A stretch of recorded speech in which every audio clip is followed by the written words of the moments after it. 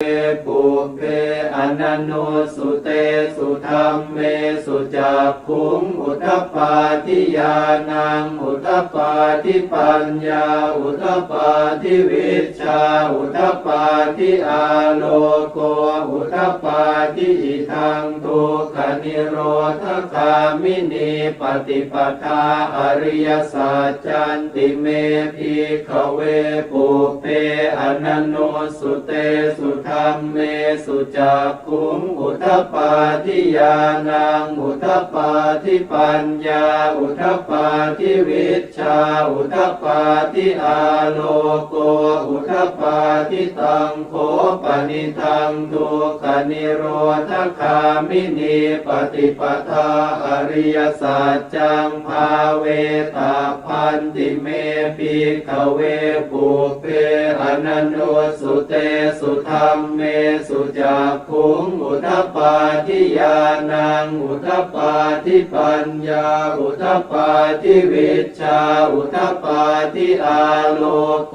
อุทธปาทิตังโฆปนิทังทุกขนิโรธคามินีปฏิปทาอริยสัจจังภาวิตันติเมภิกขเวปุเพอนันโนสุเตสุธรรมเมสุจักขุงอุทธปาทิญาณังอุทธปาทิปัญญาอุทธปาทิวิชชาอุทธปาทิอาโลโกอุทธปาทิยาวกีวันจะเมภิกขเวอิเมสุจตุสุอริยสัจเจสุเอวันติปริวัตตังทวาทสาการังยถาภูตังญาณทัสสนังนสุวิสุทธังอโหสิเนวตาวาหังภิกขเวสเทวเกโลเกสมาลเกสพรหมเกสสมณพรหมนิยาปชายสเทวมนุสายอนุตตรังสัมมาสัมโพธิงอภิสัมพุทโธปัจจัญญาสิงยโตจะโคเมภิกขเวอิเมสุจตุสุอริยสัจเจสุเอวันติปริวัตตังทวาทสาการังยถาภูตังญาณทัสสนังสุวิสุทธังอโหสิอัฏฐาหังภิกขเวสเทวเกโลเกสมาลเกสพรหมเกสสมณพราหมณิยาปชายสเทวมนุสายอนุตตรังสัมมาสัมโพธิงอภิสัมพุทโธปัจจัญญาสิงญาณัญจะปนเมทัสสนังอุทธปาทิอกุปปาเมวิมุตติอายมันติมาชาตินาทิธานิปุนาภโวติอิธรรมโวจะภควาอัตตมนาปัญจวัคคียาภิกขุภควโตภาสิตังอภินันทุงอิมาสมิงจะปนวัยยากรณาสมิงพันยมาเนอายาสมโตโกนทัญญาสวิรชังวิตมลังธรรมจักขุงอุทธปาทิยังกินจิสมุทัยธรรมังสัพพันตังนิโรธธรรมันติปวัตติเตจะภควตาธรรมจักเกภูมิมาเทวาสัทธมโนสาเวสุงเอตัมภควตาภาราณสิยังอิสิปตเนมิคทาเยอนุตตรังธรรมจักกังปวัตติตังอาปฏิวัตติยังสมเนนวาพรหมเนนวาเทเวนวามาเรนวาพรหมุนาวาเกณจิวาโลกัสมิติภูมานังเอวานังสัทธังสุตวาจาตุมหาราชิกาเทวาสัทธมนุสาเวสุงจา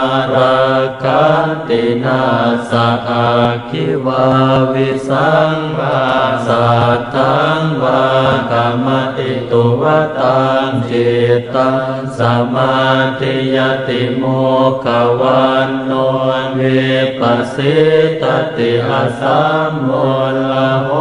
กังกโรติอุตตริงอาปติวิชันโตธรรมโลกุปโคโหติเมตตายภิกขเวเจโตวิมุตติยาอาเสวิตายาภาวิตายาภาหุลิกตายายานิกตายาวัตถุกตายาอนุทิตายาปริจิตา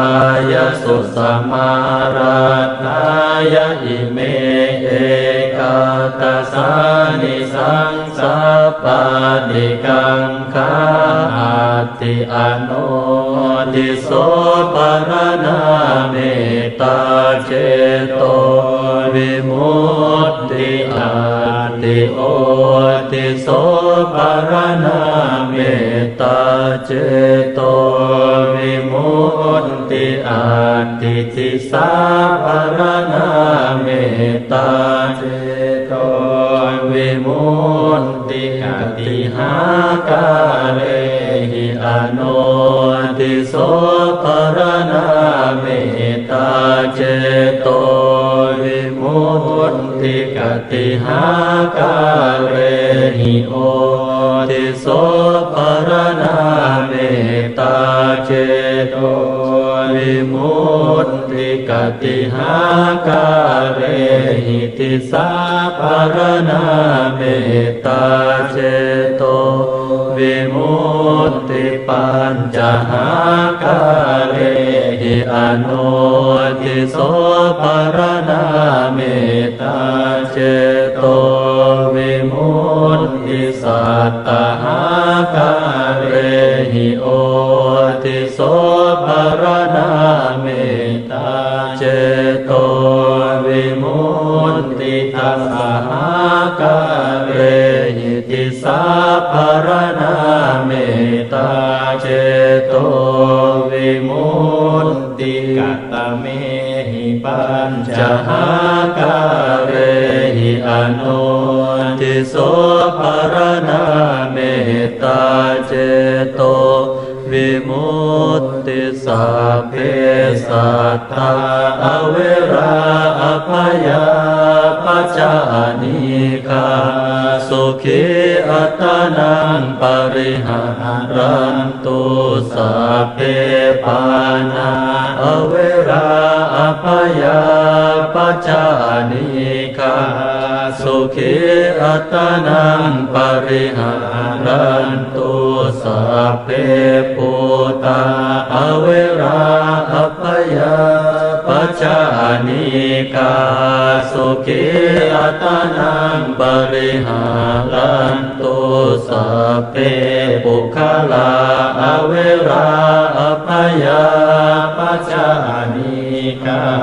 สุขีอัตตานังปริหารันตุสัพเพอัตตภาวะปริยาปันนาอเวราอภยาปัจจานิกาสุขีอัตตานังปริหารันตุอิเมหิปัญจหากาเลหิอนุติโสปรณาเมตตาเจโตวิมุตติกัตตเมหิสัตตหากาเลหิโอติโสปรณาเมตตาเจโตวิมุตติสัพพาอิติโยอเวราอภยาปัจจานิกาสุขีอัตตานังปริหารันตุสัพเพปุริสาอเวราอภยาปัจจานิกาสุขี อัตนังปริหารันตุสัพเพอริยาอเวราอัปปยาปัจจานิกาสุขีอัตนังปริหารันตุสัพเพอนาริยาอเวราอัปปยาปัจจานิกาสุขีอัตนังปริหารันตุสัพเพเทวาอเวราอัปปยาปัจจานิกาสุขีอัตนังปริหารันตุสัพเพมนุสสาอเวราอัปปยาปัจจานิกาสุขีอัตนังปริหารันตุสัพเพวินิปาติกาอเวราอัปปยาปัจจานิกาสุขีอัตนังปริหารันตุอิเมหิสัตตหากาเรหิโอติโสปรณาเมตตาเจโตวิมุตติกตเมหิทาสหากาเรหิติสาปรณาเมตตาเจโตวิมุตติสัพเพปุราติมายติสายสัตตาอเวราอัปปยาปัจจานิกา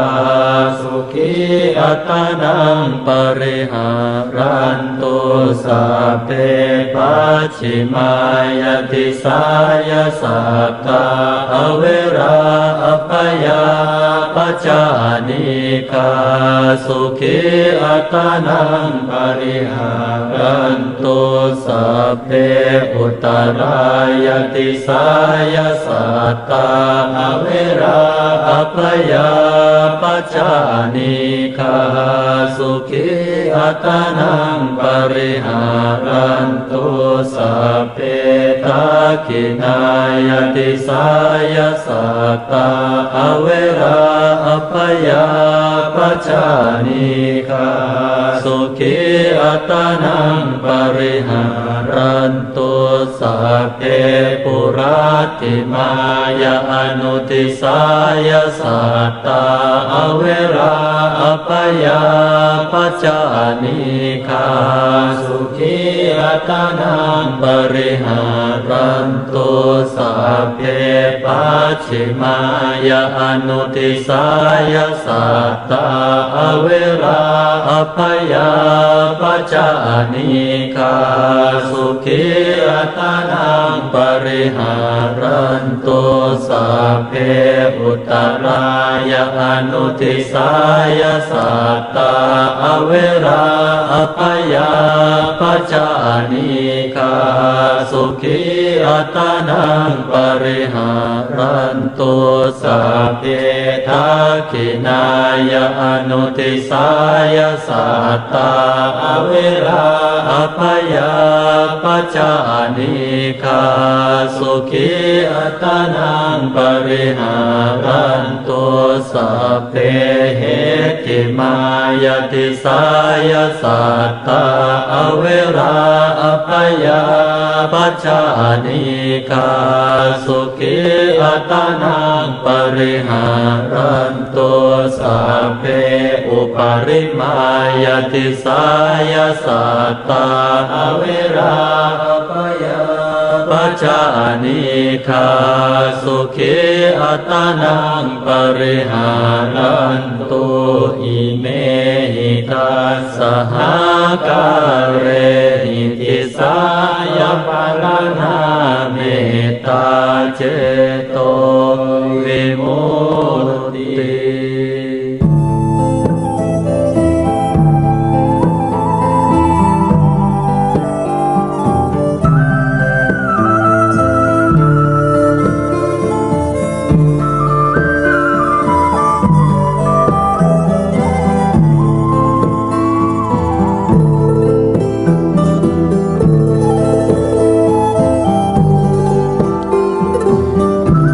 อ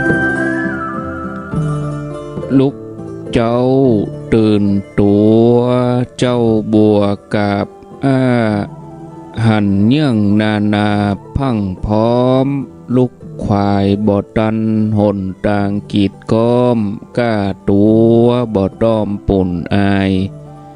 จุงเก่งเข้าไว้อย่าไปเฮ่อควายต่อหน้าสบายจำไว้เน้อเจ้าจำไว้เน้อเจ้า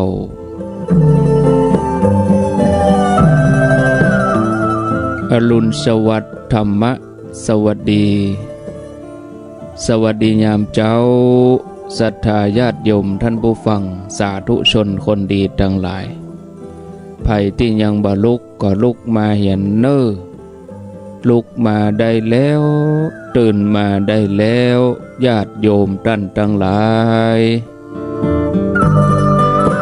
หลับลูกเจ้ากินผักดังปายหลับลูกควายกินผักดังเก่าลูกเจ้าได้หลายลูกควายได้น้อยหลับลูกเจ้าเป็นเจ้าดังหลายหลับลูกควายปาเฮ่อลูกหลานเป็นหนี้เป็นข้าเน้อตื่นมาอย่าเน้อลุกมาอย่าเน้อ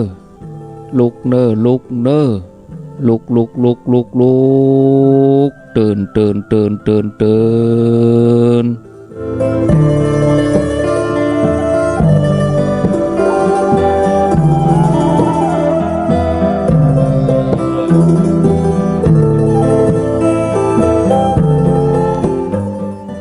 อรุณสวัสดิ์ธรรมะสวัสดีสวัสดียามเจ้าศรัทธาญาติโยมท่านผู้ฟังยินดีต้อนรับเข้าสู่รุ่งอรุณวันใหม่ประกันเจ้านี้เป็นเจ้าของวันพฤหัสบดี12สิงหาคม2564วันนี้เป็นวันแม่แห่งชาติเดือน11เหนือขึ้น4ค่ำเดือน11เหนือขึ้น4ค่ำพร่ำว่าเป็นวันพฤหัสบดี5:38 นาทีบางท่านก็ลุกมาตั้งหมกเวลา3 4ฟังท่านชัยวัฒน์หรือว่าตุลุงยองรายการสัพเพเหระปกิณกะไก่แจ้งจบไปเฮาถ้าจะได้ยินกันมาตั้งแต่ละอ่อนแล้วว่าพ่อแม่คือพระอรหันต์ของบ้านซึ่งตามความเป็นจริงตามความเชื่อตามคำสอนทางด้านพระพุทธศาสนาแล้วก็ทุกศาสนาก็สอนให้คนเป็นคนดีโดยการปฏิบัติต่อคนที่ฮักในครอบครัวพระพุทธศาสนามุ่งสอนการดูแลพ่อแม่ถือว่าเป็นความกตัญญูเป็นการสร้างสิริมงคลสร้างบุญให้ตนเองแล้วก็ยะให้ได้อานิสงส์สิ่งดีๆจะมีแก่ในชีวิตตัวเองพ่อแม่คือผู้ที่ให้ชีวิตแก่ลูกถึงแม้บ่ได้เลี้ยงดูเฮาพระคุณของท่านเฮาก็ยังตอบแทนบ่หมดศรัทธาญาติโยมบ่ต้องอูถึงตีเลี้ยงตั้งแต่น้อยถึงใหญ่องค์พระสัมมาสัมพุทธเจ้าพระองค์ทรงเปรียบเทียบให้หันว่าแม้เฮาจะเลี้ยงดูพ่อแม่บนบ่าถึง2ข้างป้อนข้าวป้อนน้ำให้ท่านอุจจาระปัสสาวะหดบนบ่าตลอด100 ปีก็บ่อาจจะแทนคุณของพ่อแม่ได้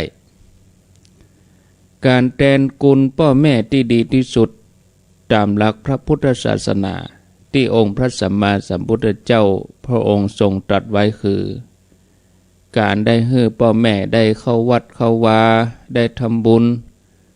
ท่านบ่มีศรัทธาก็โน้มน้าวให้ท่านมีศรัทธา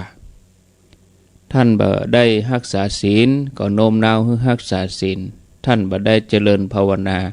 ก็โน้มน้าวให้ท่านได้เจริญภาวนาการตอบแทนอย่างนี้ถือว่าได้ตอบแทนคุณของพ่อแม่ได้สูงสุดวันนี้เป็นวันแม่12 สิงหา หลายท่านหลายคนที่มีแม่ที่ยังมีชีวิตอยู่ก็ควรจะเชิดชูควรจะประพฤติปฏิบัติหลายท่านที่พ่อแม่บ่มีแล้วก็ควรจะทำบุญอุทิศกุศลตามหลักที่เฮาได้วางในต่างพุทธศาสนาได้วางไว้เมื่อท่านจากไปก็ทำบุญอุทิศพ่อแม่คือบุคคลสำคัญที่สุดในชีวิตของลูกเพราะถ้าว่าบ่มีพ่อแม่แล้วลูกจะบ่มีชีวิตในโลกนี้บ่มีพ่อแม่ก็บ่มีลูกผู้คนในโลกนี้ก็เป็นมีฐานะ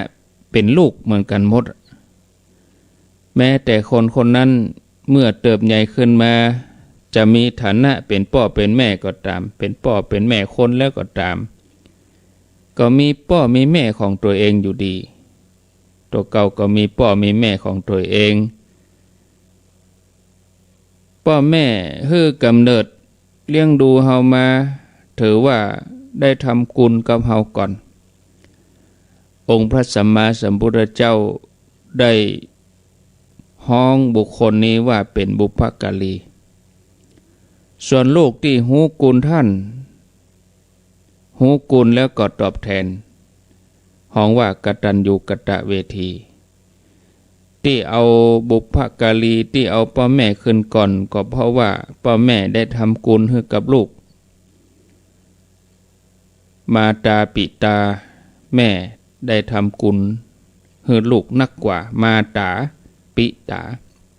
อย่างที่เฮาสวดกันมาตาปิตาอุปทานัญจะคำว่าบุพการีแล้วก็กตัญญูกตเวทีใจได้กับบุคคลทุกประเภทที่มีกุลต่อกันอาจารย์กับลูกศิษย์ก็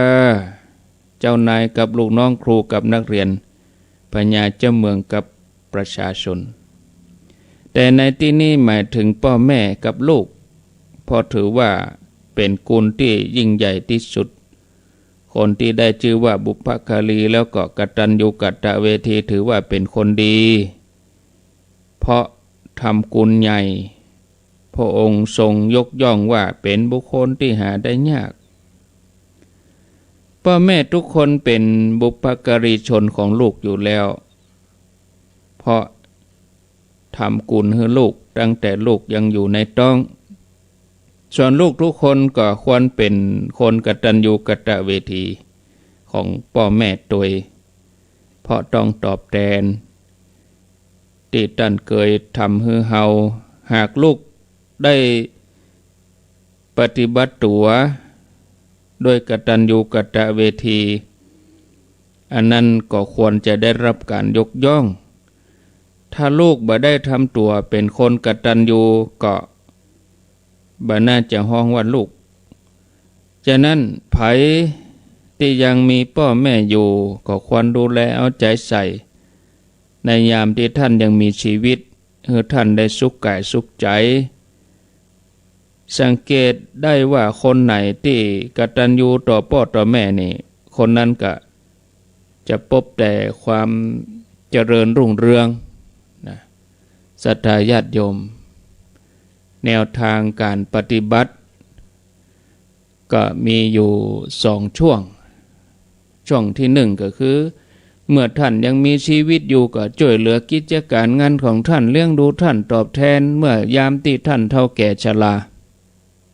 ปรนนิบัติดูแลการกินกันอยู่ให้ได้สะดวกสบายเอาใจใส่ช่วยเหลือเมื่อท่านเจ็บป่วยระยะที่2เมื่อท่านล่วงลับไปแล้วก็จัดการจัดงานศพจัดอย่างดีอุทิศบุญกุศลอย่างเต็มที่ทำอย่างสม่ำเสมอแม้ว่าเฮาจะตอบแทนพระคุณเพียงเท่าอี้แล้วก็ยังถือว่าเล็กน้อยอยู่เมื่อเทียบกับพระคุณอันยิ่งใหญ่ที่พ่อแม่มีต่อเฮาผู้ที่มีความกตัญญูกตเวทีต้องสนองกุลพ่อแม่ให้หมดโดยทำเป็นข้อ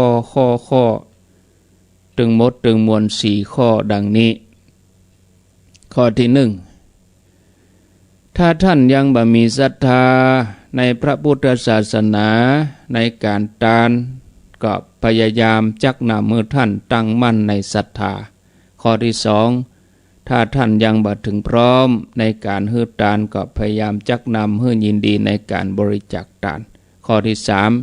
ถ้าท่านยังบ่มีศีลก็พยายามจักนำฮื้อท่านมีศีลข้อที่สี่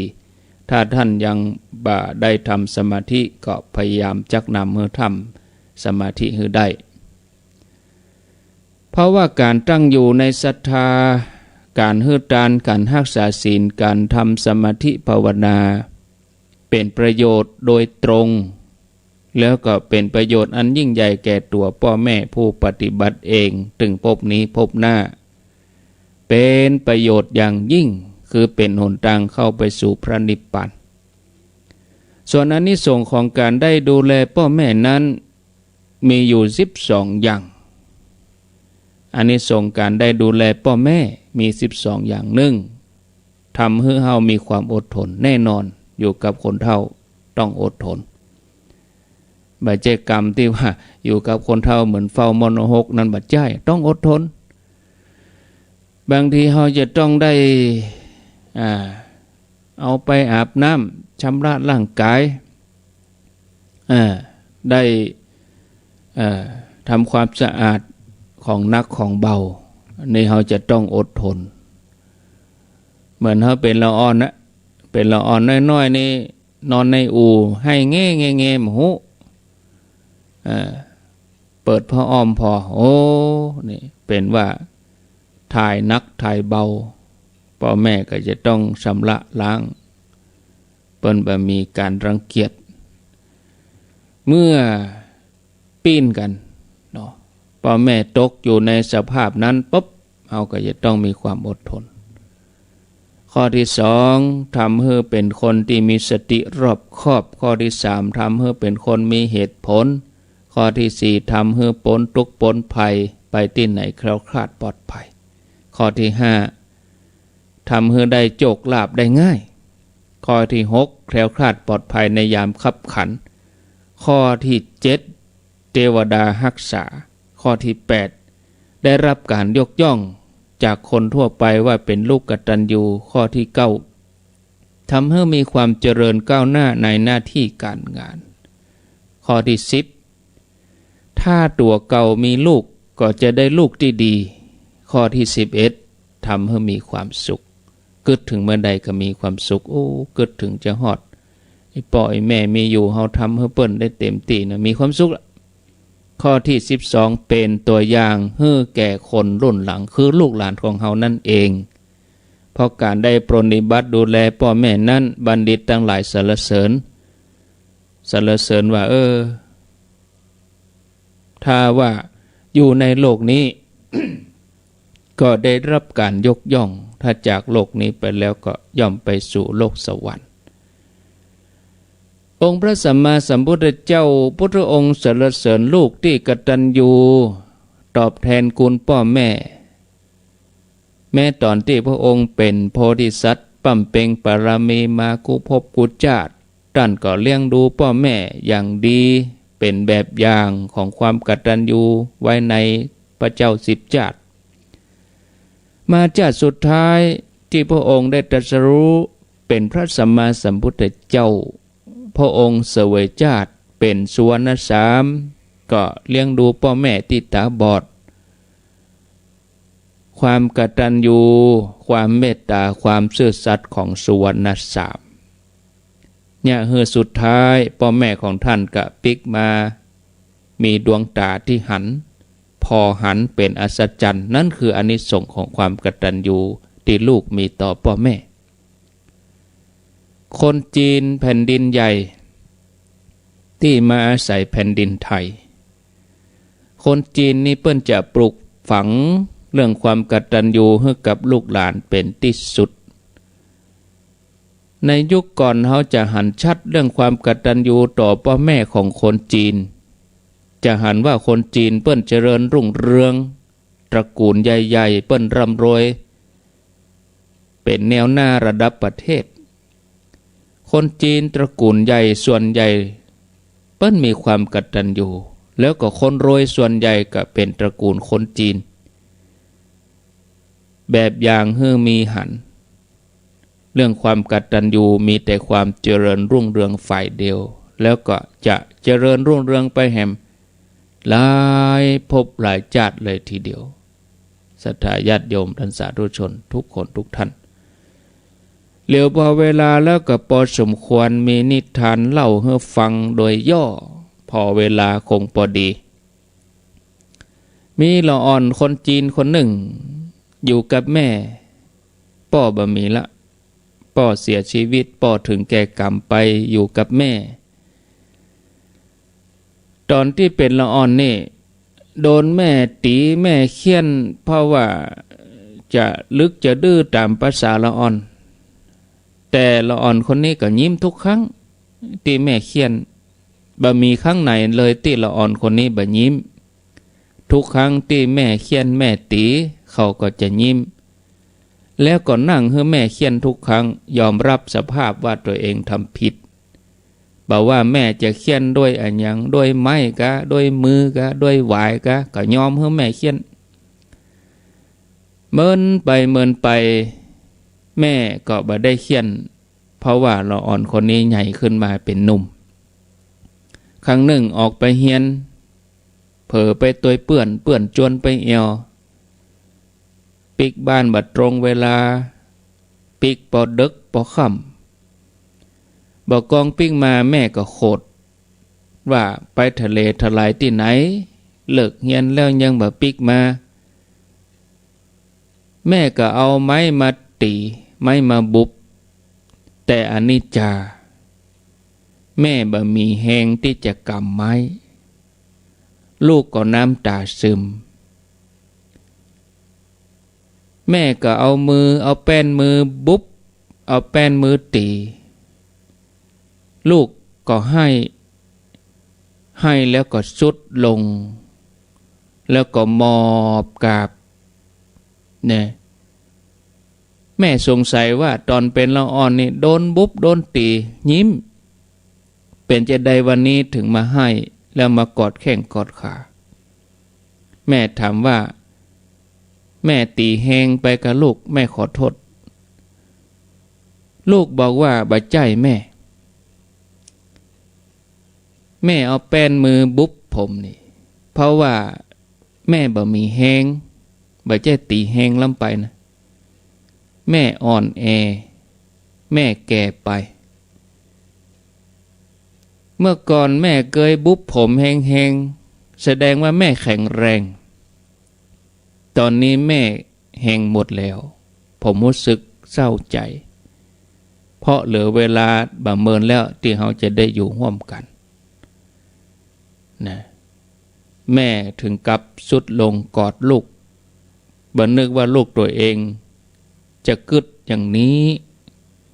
ถึงสองแม่ลูกก็กอดกันร้องไห้เรื่องนี้ก็จบไปท่านผู้ฟังญาติโยมทั้งหลายคนที่มีพ่อมีแม่คนที่มีตัวเก่าได้ถึงวันนี้เพราะว่ามีพ่อมีแม่ควรที่จะสำนึกตนว่าโอ้เป็นคนโชคดีที่มีพ่อมีแม่คนที่เกิดมาแล้วก็ขอโทษเป็นคนกำพร้าก็มียังมีนักในโลกนี้ซึ่งเขาก็ต้องการความฮักจากพ่อจากแม่เขาก็บ่มีคนที่มีก็ควรจะทำในปัจจุบันให้ดีกว่าไปให้ในตอนที่บ่มีเปิ้นแล้วเอาละญาติโยมท่านทั้งหลายเหลือเวลาเต็ม5 นาที0998366322ไผ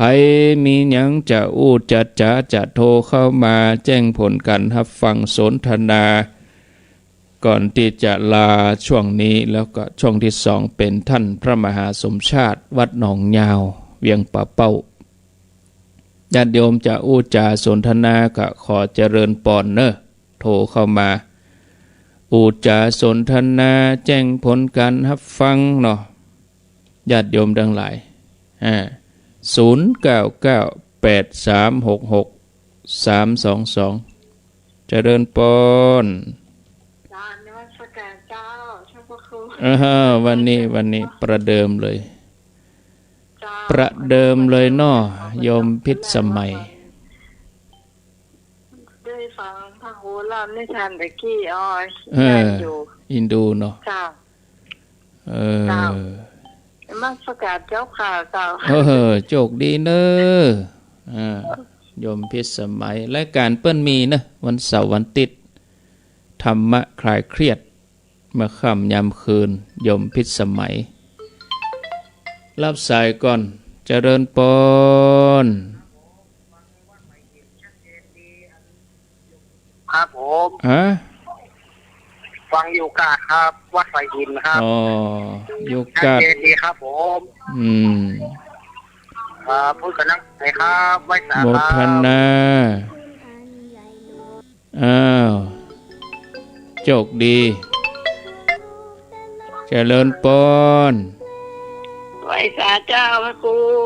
วันนี้วันแม่ขอให้แม่ทุกคนมีความสุขตลอดไปนะเจ้า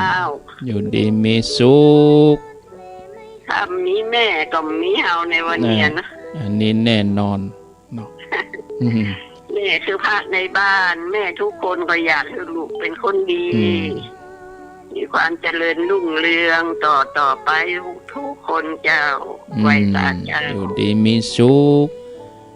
อยู่ในครัวก็ห้องแม่ครัวอยู่ในสงครามเรียกแม่ทัพเป็นใหญ่กว่าน้ำก็ห้องแม่น้ำเจริญปนไว้สาเจ้าท่านพระเจ้าแม่จันทิพย์เจ้าเจตการามเจ้าเราจะได้วันนี้กับเจ้า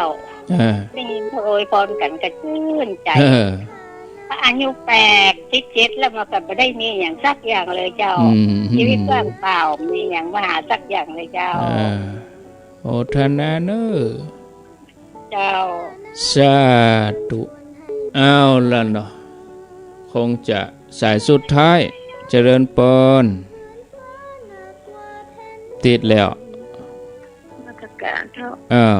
จากที่ไหนจากนางสัปะแดงแม่ศูนย์ฝังบ้านทองเจ้าน้ำลดแล้วเนาะเมืองฝังเนาะเจ้าโชคดีเนอะสาธุก็ลากันเวลาหมดแล้วขออภัยเนอะสาธุขออภัยที่จะต้องตัดสายเพราะเวลาหมดไปแล้วลาศรัทธาไปก่อนขอบคุณก้อยป้ากันทำไมโอกาสหน้าเจริญปนยำเกิดจากรักลูกปักดวงใจ